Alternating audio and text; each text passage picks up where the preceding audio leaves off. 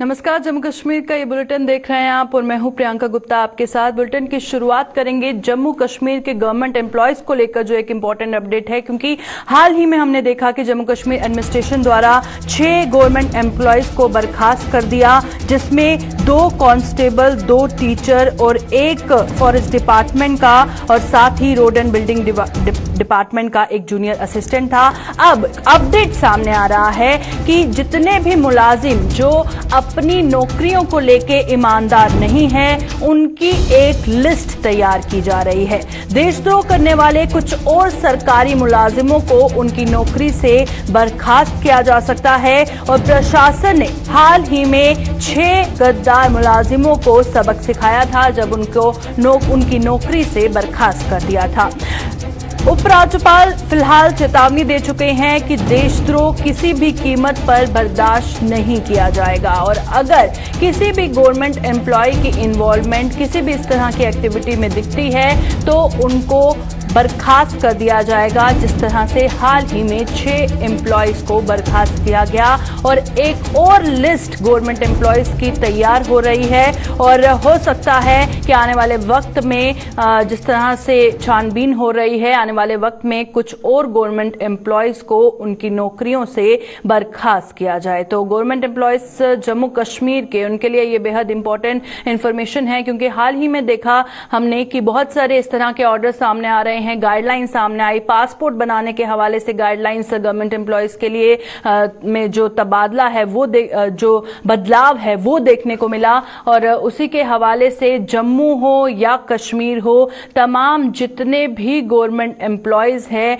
उनकी जो पूरी तरह से जांच की जा रही है और अगर कोई भी इस तरह की एंटी नेशनल एक्टिविटी में मुलव्विस पाया जाता है तो उनको जो है उनकी नौकरी से बर्खास्त कर दिया जाएगा। तो गवर्नमेंट एम्प्लॉयज के लिए ये इंपॉर्टेंट अपडेट हम आपको दे रहे हैं कि गद्दार मुलाजिमों की एक लिस्ट तैयार हो रही है, जिसमें प्रशासन ने हाल ही में हमने देखा कि 6 मुलाजिमों को सबक सिखाया, उनको उनकी नौकरी से बर्खास्त कर दिया गया। लेफ्टिनेंट गवर्नर मनोज सिन्हा पहले भी ये चेतावनी दे चुके हैं कि किसी भी कीमत में देशद्रोह बर्दाश्त नहीं किया जाएगा। तो हमने देखा था हाल ही में जो 6 एम्प्लॉयज की लिस्ट सामने आई थी, जिसमें से 2 कांस्टेबल पाए गए थे, 2 टीचर पाए गए थे, 1 फॉरेस्ट डिपार्टमेंट का रेंज ऑफिसर था और 1 रोड और बिल्डिंग डिपार्टमेंट का जूनियर असिस्टेंट था। अब हो सकता है जल्द ही एक और लिस्ट तैयार हो, क्योंकि अपडेट सामने आ रहा है कि गद्दार मुलाजिमों की एक लिस्ट तैयार की जा रही है। पूरी तरह से जांच पड़ताल की जा रही है, छानबीन की जा रही है और बहुत बारीकी से जो है जांच पड़ताल की जा रही है, ताकि अगर कोई इस तरह की किसी भी एक्टिविटी में इन्वॉल्व हो तो उसको उसकी नौकरी से बर्खास्त किया जाए। तो चलिए रुक करते हैं, हमारे साथ हमारे सीनियर साथी विनोद कुमार ज्वाइन कर चुके हैं। जी विनोद जी, बताइएगा क्या इस हवाले से अपडेट है, जो गवर्नमेंट एम्प्लॉयज अगर किसी भी तरह की किसी एक्टिविटी में, किसी एंटी नेशनल एक्टिविटी में मुलव्विस पाए जाते हैं तो उनको जल्द से जल्द उनकी नौकरी से बर्खास्त किया जाएगा? जी बिल्कुल, आपने ठीक कहा प्रियंका कि ये सरकार ने पहले भी ऐसा इनिशिएटिव लिया था और जब देखते हैं हम कि कश्मीर में, और ख़ासतौर पर अगर हम बात करते हैं 5 अगस्त 2019 के बाद में जो बदलाव आया है, कहीं ना कहीं चीज़ें सख्त हुई हैं, एजेंसी सक्रिय हुई है और आइडेंटिफाई किया जा रहा है कि ऐसे कौन से मुलाजिम हैं जो सरकार का खा करके सरकार के साथ बैकस्टेबिंग करते हैं, यानी एंटी नेशनल एक्टिविटीज में मुलव्वस रहते हैं और सरकार से वेतन भी लेते हैं, सारे पर्क्स भी लेते हैं। तो ये बड़ा इनिशिएटिव है। कुछ रोज पहले भी 6 ऐसे मुलाजमों को आइडेंटिफाई किया गया था। आइडेंटिफाई करने के बाद उनको सैक किया गया था। ये सख्त संदेश जो है एलजी ने एक मरतबा फिर एम्प्लॉयज को दे दिया है कि अगर कोई राष्ट्र विरोधी गतिविधियों में मुलव्वस पाया जाता है एम्प्लॉयज, तो उसके खिलाफ सख्त कार्रवाई की जाएगी। बिल्कुल, क्योंकि हम देख रहे हैं आए दिन इस तरह की गाइडलाइन सामने आ रही हैं, ऑर्डर सामने आ रहे हैं। हमने देखा पासपोर्ट बनाने के हवाले से पहले जो गाइडलाइंस थी गवर्नमेंट एम्प्लॉय की, अब वो चेंज कर दी गई हैं और ज्यादा स्ट्रिक्टली जो है उसे जांच पड़ताल की जाएगी, तो ही उसको पासपोर्ट इशू किया जाएगा, ताकि वो अपनी जॉब का किसी भी तरह से मिसयूज नहीं कर सके। तो क्या कहेंगे, एक बहुत बड़ा कदम है ट्रांसपेरेंसी मेंटेन करने के लिए जम्मू कश्मीर में? डेफिनेटली ये बहुत जरूरी था प्रियंका, इतना लाजमी था कि इससे पहले भी बहुत बार ऐसे मामले सामने आए कि जब सेपरेटिस्ट के काल में एम्प्लॉइज भी उनका सहयोग देते थे, और ये जम्मू कश्मीर में अक्सर होता रहा है। लेकिन अब जो बदलाव मैंने कहा 2019 अगस्त में आया था, उसके बाद से स्थितियां और परिस्थितियां दोनों में ही निरंतर बदलाव हो रहा है। बदलाव इसलिए हो रहा है कि अब गवर्नमेंट किसी को बर्दाश्त नहीं करेगी कि जो सैलरी सरकार से लेगा, सरकार के खजाने से सैलरी लेकर के राष्ट्र विरोधी गतिविधियां करेगा, यानी एंटी नेशनल एक्टिविटीज में वो शुमार होगा और सैलरी जो है वो सरकार से लेगा। इसलिए सख्त नियम कायदे बनाए गए हैं, और इस सख्ती के कारण मुझे लगता है कि थोड़ा सुधार मुलाजमों में भी आएगा। अक्सर हमने देखा था कि जब इस तरह की हरकतें होती थी, सेपरेटिस्ट होते थे, या तो हमने ये भी देखा कि मिलिटेंसी एक्टिविटीज में भी काफी सारे मुलाजिम भी मुलविस रहते थे, ओवरग्राउंड वर्कर्स का भी काम करते थे, ओवरग्राउंड वर्कर को भी सपोर्ट करते थे। इस तरह के सख्त फैसलों से थोड़ा सा निजाम में बदलाव जरूर आएगा। जो देश का खाकर के देश विरोधी काम करते थे, उन पर निकेल कसी जाएगी। बिल्कुल, शुक्रिया विनोद जी तमाम जानकारी देने के लिए। विनोद जी हमारे साथ ज्वाइन किए हुए थे, और जिस तरह से वो बता रहे थे कि अब सरकारी मुलाजिम जो इस तरह के देशद्रोही एक्टिविटीज में इन्वॉल्व होंगी, उन पर नकेल कसी जाएगी, और ये बहुत बड़ा कदम एडमिनिस्ट्रेशन का है जम्मू कश्मीर में ट्रांसपेरेंसी मेंटेन करने के हवाले से, और बहुत बदलाव इसके बाद जम्मू कश्मीर में उम्मीद की जा रही है कि हो सकता है।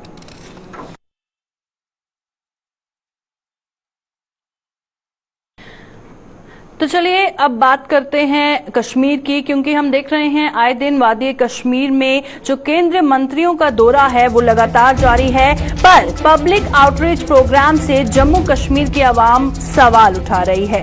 केंद्रीय मंत्रियों के दौरे से फिलहाल जो आम जनता है वो खुश नजर नहीं आ रही है, और पब्लिक आउटरीच प्रोग्राम को मात्र एक आई वॉश जो है वो करार दे रही है। इसी हवाले से एक और इम्पोर्टेंट अपडेट दें, क्योंकि हाल ही में हमने देखा बडगाम में केंद्रीय मंत्री स्मृति ईरानी का दौरा था। आज अगर बात करें तो चरारे शरीफ में सब डिस्ट्रिक्ट हॉस्पिटल के इनॉग्रेशन के लिए स्किल डेवलपमेंट, एंटरप्रेन्योरशिप, इंफॉर्मेशन और टेक्नोलॉजी के एमओएस श्री राजीव चंद्रशेखर का दौरा है। अब लगातार जो केंद्रीय मंत्रियों का दौरा हो रहा है, चाहे जम्मू की बात करें या कश्मीर की बात करें, पर आज जो कश्मीर में दौरा है उस हवाले से एक बेहद इंपॉर्टेंट इंफॉर्मेशन सामने आ रही है कि जिस सब डिस्ट्रिक्ट हॉस्पिटल की इनॉग्रेशन के लिए Shri Rajeev Chandrasekhar MOS for skill development, entrepreneurship, information technology पहुंच रहे हैं, वो पिछले कुछ दिनों से पहले से ही फंक्शनल है, और ये एक ही बार नहीं हुआ है, बहुत बार हुआ है। ज्यादा जानकारी देंगे हमारे साथ श्रीनगर से हमारे सीनियर साथी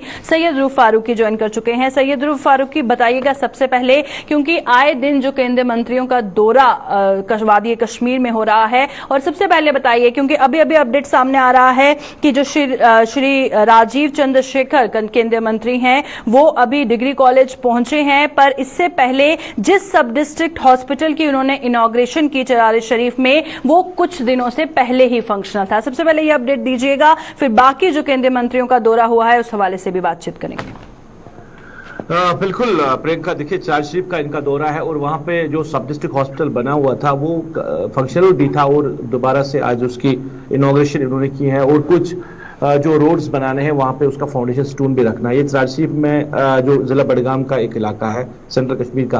और अगर हम ओवरऑल देखिए आर्टिकल एब्लिगेशन के बाद कहीं ना कहीं बदलाव की जो बातें कही जा रही है, बदलाव इस सूरत में हुआ है कि मरकजी सरकार के जो एमओएस ज्यादातर जो मिनिस्टर्स हैं, मिनिस्टर ऑफ स्टेट, उनका फोकस जो है अब कश्मीर, जम्मू कश्मीर की तरफ दिखाई दे रहा है सरकार का, और उन लोगों को भेजा जा रहा है। मगर इससे पहले सरकार ने यह कहा था कि ज्यादातर भारतीय जनता पार्टी के लीडर्स ये बातें कर रहे थे कि जम्मू कश्मीर की सरकारों ने आज तक यहां विकास नहीं किया, सिर्फ उन्होंने फाउंडेशन स्टोन के वो पत्थर लगाए हैं, या ज्यादातर वही हुआ है। अब ये जो सरकार है, ये जो मंत्री आ रहे हैं, ये भी पत्थर ही लगा रहे हैं, और अवाम की अगर बात करें, मुश्किलात अवाम को है, तो उन अवाम की मुश्किलात को कोई एड्रेस नहीं किया जा रहा है। क्योंकि साल 2014 में जो सैलाब आया, सैलाब के बाद बड़े पैकेज की बात कही गई थी। तो आज 2014 से लेकर अभी तक की बात करें, बेशतर ऐसे लोग हैं जिनको वो पैसा नहीं मिला है। कारोबारी जो है वो काफी ज्यादा मुतासिर हुए, बिजनेस कम्युनिटी, उनको वो पैसा नहीं मिला था। तो सरकार को चाहिए था कि पहले उस पर फोकस करे कि यहां पे आके आप 1000 लोगों को या 500 लोगों को, 200 लोगों को जमा करके किसी 2 किलोमीटर के रास्ते को भी आप फाउंडेशन स्टोन जो डाल रहे हैं, तो इससे क्या कुछ हो सकता है? क्या जो यहाँ की आवाम की मुश्किलात है वो खत्म हो जाएंगे? नहीं। और दूसरा ये मामला, बेशतर ऐसे जगह है जहां पे पहले फाउंडेशन स्टोन रखा गया है या पहले उन चीजों को इनॉग्रेट किया गया। जैसे आज राजशीफ अस्पताल की आप बात करें, यह अस्पताल फंक्शनल है, कई सालों से बना पड़ा था और ये काम भी कर रहा था अब, और आज दोबारा से इसको वहां पे इनॉग्रेट किया गया है। तो ऐसे ही अभी तक ये प्रोग्राम चला है। जो एमओएस जो यहाँ पे जो मरकजी मिनिस्टर्स यहाँ पे आए, ये प्रोग्राम अभी तक ऐसे ही चला है। उन प्रोजेक्ट्स को या तो इनॉग्रेट किया गया है या दोबारा से फाउंडेशन स्टोन रखा गया है, जो ऑलरेडी पाइपलाइन में थे या जो ऑलरेडी कंप्लीट हो चुके थे, जो फंक्शनल थे। नया कुछ अभी देखने को नहीं मिला है। जैसे मरकजी सरकार ने वादा भी किया था कि जो डेवलपमेंट है, तामीर व तरक्की है, उसमें रुकावट जो है वो 370 है, 35 है, ये हटेगा तो डेवलपमेंट होगी, तामीर व तरक्की होगी जम्मू कश्मीर में। वो तामीर व तरक्की जो है वो जमीनी सतह पे अभी देखने को नहीं मिल रही है। बिल्कुल, क्योंकि जो आम जनता है वो यही समझने की कोशिश कर रही है कि जो चीजें पहले ही इनॉग्रेट हो चुकी हैं, जो चीजें पहले ही फंक्शनल हैं, फिर इतनी बड़ी बड़े दिग्गज जो नेता हैं उनको बुलाने का पॉइंट क्या है? क्योंकि इससे पहले, क्योंकि आज तो हमने हॉस्पिटल की बात की कि वो कुछ दिन पहले फंक्शनल था, पर आज उसकी इनॉग्रेशन करवाई गई है। इससे पहले जो रोड्स हैं, बहुत सारी ऐसी रोड्स की इनॉग्रेशन कराई गई है जो पहले वहां पर काम हो चुका है। तो अब जो आम जनता है वो इसे मात्र एक आई वॉश करार दे रही है। तो क्या कहेंगे, इस तरह से जो एक उम्मीद जागनी चाहिए थी कि अगर इतने दिग्गज नेता पहुंच रहे हैं तो कुछ तो बड़ा करेंगे, कोई तो बड़े प्रोजेक्ट शुरू करेंगे, तो आम जनता के हवाले से क्या रिएक्शन? बिल्कुल प्रियंका, देखिए जैसे आपने खुद कहा कि इतने जो मिनिस्टर्स आ रहे हैं, एक तो जो आम लोग हैं वो सफर इस वजह से कर रहे हैं कि जो भी यहाँ की स्टेट एडमिनिस्ट्रेशन है वो उनके साथ रहती है। जिस डिस्ट्रिक्ट की बात करें तो वहां की इंतजामिया उनके साथ रहती है। लोगों के जो मसाइल है वो एड्रेस नहीं हो रहे हैं कि काफी टाइम से जो यहाँ के हेड ऑफ डिपार्टमेंट्स है इन्हीं प्रोग्राम्स में एक जगह से दूसरी जगह घूम रहे, एक मिनिस्टर से लेकर दूसरे मिनिस्टर तक। और जो पब्लिक का मसला है, पब्लिक को जो शिकायतें हैं अलग अलग महकमों के हवाले से, वो कोई एड्रेस नहीं हो रही है। दूसरा कि 2 किलोमीटर का आपको सड़क बनानी है, उसका एक्सटेंशन करना है, रोड ऑलरेडी चल रहा है, उस पर एक्सटेंशन करना है या छोटा सा ब्रिज बनाना है, तो इसके लिए आपके जो यहाँ इलेक्टेड मेंबर्स हैं, डीडीसी मेंबरान है, वो भी कर सकते थे। सरकार अगर वाकई में जो बदलाव की बात कर रही है वो बदलाव लाना चाहिए था और जमीन सतह पे दिखना चाहिए था। आर्टिकल एब्रिगेशन के बाद उन्होंने मुख्तलिफ जो प्रोग्राम्स यहाँ पे इनकार किए, बैक टू विलेज प्रोग्राम 3 किए गए हैं। और लोग आज की डेट में लोगों से अगर बात करोगे वो कह रहे सिर्फ फोटो सेशन था, वो बैक टू विलेज प्रोग्राम और कुछ नहीं था। क्योंकि लोगों ने जो भी मसाइल उस वक्त सरकार के सामने रखे थे, एडमिनिस्ट्रेशन के सामने रखे थे, एक भी मामला हल नहीं हुआ है, जिसके बार बार स्टेट एडमिनिस्ट्रेशन कह रहे हैं कि हमने वो मामला हल किए। वो कहां पे मामला हल हुए हैं? कई पोल नहीं बदला गया, कई लोगों की पानी की मुश्किलात हल नहीं हुई है। तो ये सारी चीजें जो है ये फोटो सेशन है और कुछ नहीं है। जैसे इन्होंने पिछली सरकारों को टारगेट किया कि उन्होंने यहाँ पे जो फाउंडेशन स्टूडेंट रखे हैं या प्रोजेक्ट डेवलपमेंट के नाम पे सिर्फ लोगों को वादा दिया गया है, वैसा ही अभी चल रहा है। खास कोई तब्दीली अभी जमीनी सतह पे जम्मू कश्मीर की आवाम को नहीं देखने को मिल रही है। अगर से मिनिस्टर्स यहाँ पे आ रहे हैं, यहाँ पे पार्लियामेंटर्स आ रहे हैं, यहाँ पे मुख्तलिफ डेलीगेशंस आए हैं, मगर जो सरकार ने वादा किया था वो वादा जमीनी सतह पे अभी कहीं लाया नहीं जा रहा है। हाँ बिल्कुल, आखिर में बताइएगा जो आज एमओएस का दौरा है उसमें क्या कुछ खास होने वाला है? क्योंकि हॉस्पिटल के हवाले से हमने बातचीत की, इन्होंने डिग्री कॉलेज अभी ये पहुंचे हैं, यूसमर्ग का इनका विजिट है, तो क्या कुछ खास एक्सपेक्ट करे जनता आज के दौरे से? देखिए एक्सपेक्टेशन, मैंने पहले ही कहा कि हॉस्पिटल जो फंक्शनल था वहां पे इन्होंने दोबारा से उसको इनॉग्रेट किया है। एक सड़क की तामीर के हवाले से वहां पे फाउंडेशन स्टोन रखना है जो ऑलरेडी पाइपलाइन में है, जो बनी हुई है। और दूसरा यूसमर्ग की बात करें तो यूसमर्ग में कोई खास डेवलपमेंट जो है वो नहीं हो रही है। यूसमर्ग के हवाले से कई लोगों की शिकायतें कई सालों से रही है कि एक खूबसूरत जगह है, इसको डेवलप करने की जरूरत है, इस पर फोकस करने की जरूरत है। अब अगर यूसमर्ग इनका दौरा है और यूसमर्ग में क्या कुछ दिया जाएगा आवाम के लिए या वहां के लोगों के लिए, और या उस टूरिस्ट स्पॉट को और दिलकश या दिलफरेब बनाने के लिए क्या कुछ दिया जाएगा ये तो शाम देर गई पता चलेगा। मगर फिलहाल की बात करें, हॉस्पिटल इनॉग्रेशन जो है, फंक्शनल हॉस्पिटल को मुझे नहीं लग रहा कि सरकार को चाहिए था कि जो दिल्ली में वजीर रह चुके हैं वो यहां पे आके इस हॉस्पिटल की इनॉग्रेशन करे। अगर दोबारा से करनी थी डीसी कर सकता था या डीडीसी मेमरान भी कर सकते थे, उतना बड़ा ये मामला नहीं था, क्योंकि सब डिस्ट्रिक्ट और पीएचसी है ये, पीएचसी के लिए इतने बड़े मिनिस्टर का आना और फिर दोबारा से इनॉग्रेशन करना ये सही फैसला नहीं है मेरी नजर में। जी बिल्कुल, रूफ आप बने रहिए हमारे साथ, कोरोना के हवाले से भी हम बात करेंगे, पर फिलहाल रूफ ने जिस तरह से जानकारी दी कि केंद्रीय मंत्रियों के दौरे से जनता खास खुश नजर नहीं आ रही है। जहां पर इनॉग्रेशन लोकल लेवल पे भी हो सकती थी, वहां पर केंद्रीय मंत्रियों को बुलाना, जहां पर उम्मीदें बढ़ाई गई हैं, पर उम्मीदों पर खरा उतरते ये जो विजिट हैं ये नजर नहीं आ रहे हैं।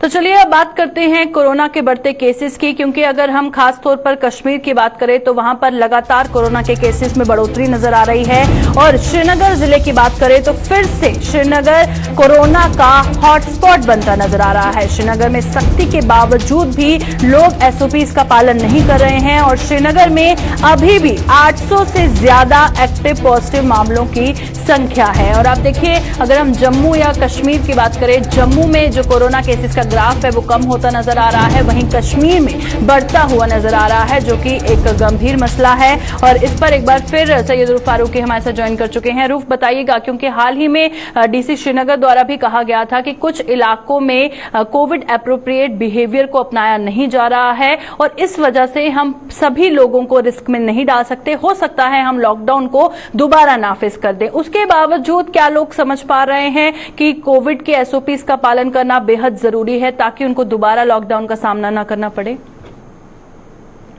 बिल्कुल प्रियंका, देखिए कोविड-19 की जो तीसरी लहर की बातें चल रही थी कि आ सकती है, ऐसा लग रहा है कि शुरुआत हो चुकी है। क्योंकि कल और आज की बात करें, परसों जो भी 2 दिन पहले की बात करें, मामलात अब जो है वो एब्रप्टली बढ़ना शुरू हो गए, क्योंकि तकरीबन 2 महीने से ज्यादा वक्त के बाद हमने देखा कि 200 पॉजिटिव केसेस जो है वो हमारे सामने आए हैं। अब इसमें जो जिस तरह आप श्रीनगर टॉप पे है, श्रीनगर सरफेस है, श्रीनगर में ज्यादा मामलात है। अब अगर एडमिनिस्ट्रेशन की बात करें, देखिए एडमिनिस्ट्रेशन तो जरूर कह रही है, हम कह सकते हैं कि डीसी श्रीनगर जो है वो उन्होंने विजिट भी किया मार्केट का, एसएसपी जो श्रीनगर है उन्होंने एसओचओ के साथ मीटिंग भी बुलाई है और उनको कहा कि आप लोगों को अवेयर करिए किस तरह जो कोविड-19 जो एप्रोप्रिएट बिहेवियर है उसका हमें इस्तेमाल करना है, हम कैसे एसओपीज और गाइडलाइंस का पालन कर सकते हैं, ये चीज तो है। मगर अभी तक जो स्टेट एडमिनिस्ट्रेशन है वो जवाब नहीं दे रही है कि जो पब्लिक गैदरिंग्स हो रही है उनके लिए क्या कुछ कानून बना हुआ है। अगर आप शादी किसी की करनी है आप 25 लोग अलाउ करते हैं, अगर किसी के घर में कोई किसी की डेथ हो जाए आप 25 लोग अलाउ करते हैं। मगर जो यहाँ पे बड़े बड़े फंक्शंस हो रहे हैं सरकारी सतह पे, उनके लिए कोई जो है कानून क्यों नहीं है? हाल दिनों में जो श्रीनगर म्युनिसिपल कॉर्पोरेशन के मेयर है, जो बाबू है, जो कानून नाफिज करने वाले लोग हैं, क्योंकि इसी मेयर के हवाले से अगर मैं बताऊं प्रियंका आपको, इन्होंने अपनी जो टीम है उनको सड़कों पे रखा है, लोगों को वो चालान काट रहे हैं, बाज़ाब्ता तौर पर रसीद जो है वो श्रीनगर म्युनिसिपल कॉर्पोरेशन के नाम पे काटी जा रही है और करोड़ों रुपया इसमें जमा भी किया जाता है, या डिस्ट्रिक्ट एडमिनिस्ट्रेशन ऐसा कर रही है। यही श्रीनगर का मेयर जो है ये दरगाह में उस एरिया में एक पब्लिक जलसा कर रहा है जो ऑलरेडी जो जिसके बेशतर इलाके जो है जो कंटेनमेंट जोन करार दिए गए हैं। अगर हम शहरी खास की बात करें, डीसी श्रीनगर ने जरूर कहा कि नहीं हमने 25 लोगों को अलाउ कर रहे हैं किसी भी फंक्शन में, मगर आज तक स्टेट एडमिनिस्ट्रेशन की तरफ से मेयर श्रीनगर म्युनिसिपल कॉर्पोरेशन के खिलाफ कोई कार्रवाई नहीं हुई, ना नोटिस जारी किया गया। इससे पहले महबूबा मुफ्ती ने शुपयान में एक पब्लिक जलसा किया गया था, वहां पे उसको डिजास्टर मैनेजमेंट एक्ट के तहत बाज़ाब्ता तौर पर उसके खिलाफ नोटिस जारी किया गया था कि आपने जलसा क्यों किया। अगर शुपयान में आप कर सकते हो डिजास्टर मैनेजमेंट एक्ट के तहत नोटिस जारी, तो श्रीनगर में क्यों नहीं कर सकते हो?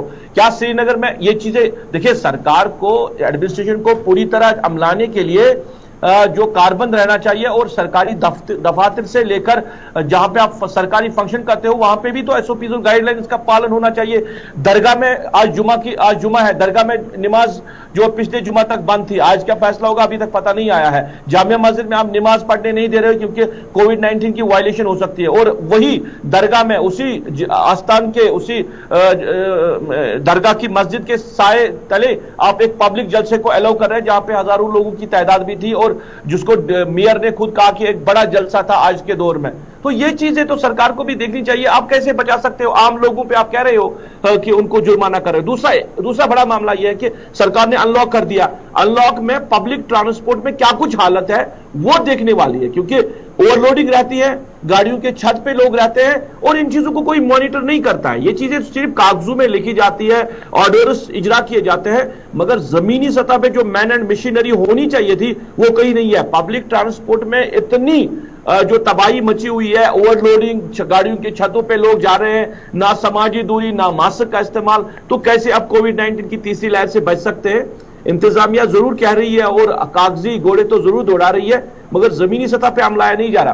और एक और मामला जी, श्रीनगर के बड़े अस्पतालों से लेकर डिस्ट्रिक्ट अस्पतालों का आप हाल देख लीजिए। ये वो जगह है, वो इदारे हैं जहां पे ज्यादातर एसओपीज और गाइडलाइंस को फॉलो करने की जरूरत है। ना कहीं एसओपीज है, क्योंकि विजुअल्स हमने अपनी न्यूज रिपोर्ट्स में जो मुख्तलिफ वक्त पे लोगों तक पहुंचाए कि क्या कुछ हालत अस्पतालों के अंदर है। तो अगर ये चीजें हैं, आपके अस्पताल में एसओपीज नहीं, गाइडलाइंस नहीं है, आप पब्लिक जलसों को अलाउ कर रहे हो, आप फंक्शंस को अलाउ कर रहे हो, आप पब्लिक ट्रांसपोर्ट की देखरेख नहीं कर रहे हो, वहां पे वायलेशन हो, तो कोविड-19 कैसे बच सकते हैं, तीसरी लहर से कैसे बच सकते हैं हम? सरकार को जमीनी सतह पे चीजें जो है अमलाने की जरूरत है। लॉकडाउन करने की जरूरत नहीं है, मगर लॉकडाउन से पहले अगर आप मुतहरिक हो जाएंगे तो शायद लॉकडाउन की नौबत नहीं आएगी, मगर वायलेशन चारों तरफ से हो रही है। शुक्रिया रूफ तमाम जानकारी देने के लिए, हमारे साथ ज्वाइन करने के लिए। तो जिस तरह से रूफ ने बहुत अच्छी बात कही कि हाँ केसेस बढ़ रहे हैं, वो सभी मान रहे हैं, पर उसी के चलते एडमिनिस्ट्रेशन ये भेदभाव क्यों कर रही है? क्योंकि कहीं पर एसओपीज का पालन नहीं हो रहा तो उन पर स्ट्रिक्ट एक्शन लिया जा रहा है, और कहीं पर धड़ल्ले से जो है एसओपीज की जो धज्जियां उड़ाई जा रही हैं उस पर सरकार कुछ भी नहीं कर रही है। तो जरूरत है कि अगर आप किसी चीज को इंप्लीमेंट करते हैं तो वो ग्राउंड पर आप देखिए, मॉनिटर कीजिए, क्रॉस चेक कीजिए, और एक या दो जगह से इंप्लीमेंट नहीं कीजिए, सब जगह बिल्कुल इक्वालिटी के साथ उसे इंप्लीमेंट करवाइए। तो चलिए बढ़ते हैं आगे और अब बात करेंगे जम्मू संभाग की, क्योंकि जम्मू संभाग में कोरोना संक्रमण का प्रकोप क्योंकि चलिए अब सांबा की बात करते हैं, क्योंकि सांबा में अगर बात करें, सांबा इंडस्ट्रियल एस्टेट के कई श्रमिक करवा रहे हैं पोर्टल पर रजिस्ट्रेशन, और सांबा से खबर सामने आ रही है कि रजिस्ट्रेशन करवाने पर 2 लाख रुपए का जो एक्सीडेंटल इंश्योरेंस है वो मिल रहा है। सांबा में ई श्रम पोर्टल के प्रति श्रमिक वर्ग का दिख रहा है असर, और सांबा इंडस्ट्रियल एस्टेट के कई श्रमिक अब पोर्टल पर रजिस्ट्रेशन करवाते हुए नजर आ रहे हैं। तो सांबा से जो है एक इंपॉर्टेंट अपडेट सामने आ रहा है, क्योंकि सांबा में ई श्रम पोर्टल के प्रति श्रमिक वर्ग का बेहद रुझान नजर आ रहा है, क्योंकि सबसे इंपॉर्टेंट बात देखी जाती है कि जो अवेयरनेस है उसकी कमी होती है, पर जितने भी श्रमिक हैं उनको इस बात का इल्म है कि ई श्रम पोर्टल पर रजिस्ट्रेशन करवाना उनके लिए काफी ज्यादा महत्वपूर्ण है, और रजिस्ट्रेशन करवाने पर 2 लाख रुपए का एक्सीडेंटल इंश्योरेंस मिल रहा है। तो जिन्होंने अभी तक नहीं भी करवाया है वो भी रजिस्ट्रेशन करवाएं ताकि वो जो है इसका फायदा ले सके। तो सांबा की हम बात कर रहे हैं, सांबा से ऋषि खजूरिया हमारे संवाददाता ज्वाइन कर चुके हैं। ऋषि बताइएगा, ई श्रम पोर्टल के प्रति श्रमिक कितने ज्यादा जो जागरूक हैं वो नजर आ रहे हैं? देखिए प्रियंका, आपको मैं इसका विस्तार से बताना चाहता हूं कि जिस तरह से ई श्रम पोर्टल को लॉन्च किया है केंद्र सरकार ने, और केंद्र सरकार का यही एक मोटिव है कि जो जितने भी श्रमिक हैं, जो दिहाड़ीदार लोग हैं, जो किसी भी अनऑर्गेनाइज सेक्टर से जुड़े हुए हैं, उनको इसका डायरेक्ट जो है वो लाभ मिल पाए। और इसी को लेकर आपको बता दें कि लगभग देश में 1 करोड़ से ज्यादा श्रमिक जो वो अभी तक इस पर रजिस्ट्रेशन अपना करवा चुके हैं। और अगर जो ये दिहाड़ीदार लोग हैं जिन्होंने अपना रजिस्ट्रेशन करवाना है, ये e-shram.gov.in पर जाकर जो वो अपना रजिस्ट्रेशन करवा सकते हैं। वहां पर अपना आधार नंबर दे सकते हैं, और आधार के साथ जो मोबाइल नंबर आपका लिंक होगा वो नंबर वहां पर आपको देना है, और वहां पर जो जानकारी है वो अपनी साझा करनी है, ताकि इस चीज का लाभ जो है वो दिहाड़ीदार लोगों को मिल पाए। और इसके साथ साथ आपको बता दें कि जिनके पास ईपीएफ कार्ड होगा या ईएसआई का कार्ड होगा, उनका रजिस्ट्रेशन इसमें नहीं होगा, जिसको लेकर जो उम्र रखी गई है वो 16 से 59 साल का कोई भी व्यक्ति जो है वो यहां पर आकर रजिस्ट्रेशन करवा सकता है। क्योंकि कहीं ना कहीं आपको बता दें कि ये जो दिहाड़ीदार दिहाड़ीदार लोग हैं, जो अनऑर्गेनाइज सेक्टर से जुड़े होते हैं, जो सेल्फ डिपेंडेंट रहते हैं, उनको इसका डायरेक्ट लाभ जो वो मिल पाएगा। और इसमें आपको बता दें कि जो 2 लाख तक का एक्सीडेंट इंश्योरेंस जो वो भी इसमें कवर किया जाएगा। अगर किसी की मृत्यु हो जाती है या कोई इसमें विकलांग हो जाता है तो उनको 2 लाख का बेनिफिट जो वो मिल पाएगा। लेकिन इसी के साथ साथ आपको बता दें, जिला सांबा में अगर श्रमिकों की बात करें तो वो काफी अपना रुझान दिखा रहे हैं। 2 दिन पहले ही इस योजना को लॉन्च किया गया और 500 से ज्यादा जो श्रमिक है वो रजिस्टर हो चुके हैं। तो कहीं ना कहीं ये काफी एक महत्वपूर्ण जो योजना है ये इनके लिए लाई गई है, जो दिहाड़ीदार लोग हैं और वो किसी भी अनऑर्गेनाइज सेक्टर से नहीं जुड़े हुए हैं। तो ये काफी एक फायदा इससे हो सकता है। और इसको लेकर अगर किसी ने अपना रजिस्ट्रेशन करवाना है तो अपने जो नजदीकी CSC सेंटर है वहां पर जाकर संपर्क कर सकते हैं, वहां पर जाकर अपने आप को रजिस्टर करवा सकते हैं। तो मुझे लगता है कि अगर रजिस्ट्रेशन बड़े स्तर पर होना शुरू हो जाएगा तो ये जो श्रमिक दिहाड़ीदार लोग हैं इनको काफी लाभ मिलेगा। और इसके लिए इनका जो यूनिक आइडेंटिटी नंबर है वो भी इनको दे दिया जाएगा, जिस तरह से आधार नंबर होता है। मान लीजिए जिस तरह से आपने कोविड के दौरान देखा कि कई ऐसे श्रमिक थे जिला सांबा के जो बाहरी राज्यों में फंसे हुए थे, तो उनका कोई कांटेक्ट यहां तक नहीं बन पा रहा था। और जब ये जो नंबर यूनिक आइडेंटिटी नंबर आपको बता रहा हूं, जब इसको वेरीफाई किया जाएगा तो पता चल जाएगा कि सांबा जिला के किस इलाके का रहने वाला ये युवक है जो पर्टिकुलर इलाके में फंसा हुआ है। तो जो असिस्टेंट लेबर कमिश्नर वाले जो ऑफिसर के एम्प्लॉयज है वो उसे ट्रेस करके यहां तक वापस पहुंचाएंगे। तो काफी लाभ जो मिल पाएगा। और जो सेल्फ डिपेंडेंट लोग रहते हैं, जिनका अपना बिजनेस होता है, जो दिहाड़ीदार लोग हैं, वो इसका लाभ जो वो ले सकते हैं, बशर्ते ना ही ESI इंपैलेंट होना चाहिए और ना ही इनका जो ये जो 2 मैंने कार्ड बताया आपको, ये नहीं होने चाहिए। ESI और EPF ये दोनों नहीं होने चाहिए, आपको इस योजना का लाभ जो वो मिल पाएगा। ई पोर्टल जो शुरू किया गया है, मुझे लगता है कि ये बेहद ही शानदार योजना जो है वो श्रमिकों के लिए केंद्र सरकार ने लॉन्च की है और जिला सांबा में भी इसका असर जो है वो अब देखने को मिल रहा है। के लिए तो ऋषि जिस तरह से बता रहे थे, काफी ज्यादा जागरूक जो दिहाड़ीदार श्रमिक हैं वो नजर आ रहे हैं और इसी के चलते ज्यादा से ज्यादा श्रमिक जो हैं इस पर रजिस्ट्रेशन करवाए ताकि वो भी इसका लाभ उठा सके।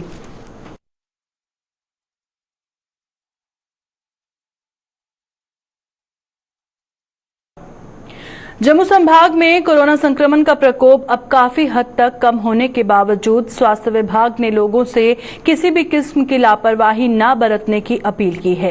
डॉक्टरों का कहना है कि लापरवाही आने वाले समय में बेहद घातक साबित हो सकती है, क्योंकि आने वाले समय में बच्चों के संक्रमित होने की आशंका भी जताई जा रही है। और GMC जम्मू के प्रिंसिपल डॉक्टर शशि सुदन शर्मा ने बताया कि कम उम्र की जनसंख्या को संक्रमण से बचाने के लिए कोविड एप्रोप्रिएट बिहेवियर का पालन करना बेहद जरूरी है और लोगों को वैक्सीनेशन से भी समझौता नहीं करना चाहिए।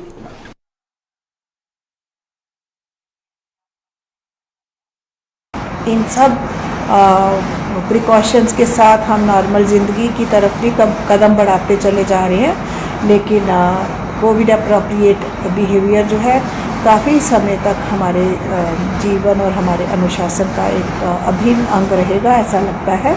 और क्योंकि एज़ पर स्टेटिस्टिकल प्रेडिक्शंस ऐसा अनुमान लगाया गया है कि 20 साल से कम उम्र के लोग ना कहीं चपेट में आ जाएं और उनमें हमारी वल्नरेबल बहुत छोटे बच्चे भी हो सकते हैं, तो और भी ज़्यादा जिम्मेवारी हमारी एडल्ट पॉपुलेशन की जिम्मेवार जागरूक जो नागरिक हैं सबकी बनती है। हम नहीं चाहते कि हमारे बच्चे चपेट में आए और उनको संभालना, उनको कोविड अप्रोप्रिएट बिहेवियर सिखाना थोड़ा मुश्किल हो सकता है। तो हमारी ही जिम्मेवारी है कि हम इस इन्फेक्शन को बढ़ने न दें। अभी के बुलेटिन में फिलहाल इतना ही, दीजिए इजाजत, नमस्कार।